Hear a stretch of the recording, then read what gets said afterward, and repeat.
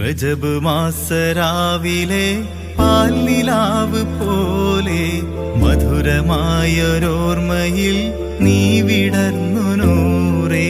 കുളിരണിഞ്ഞൊരാറ്റിലെ തിരയണഞ്ഞ നേരം കടവിലിന്നും എത്രയോ കളി പറഞ്ഞു തോഴാ.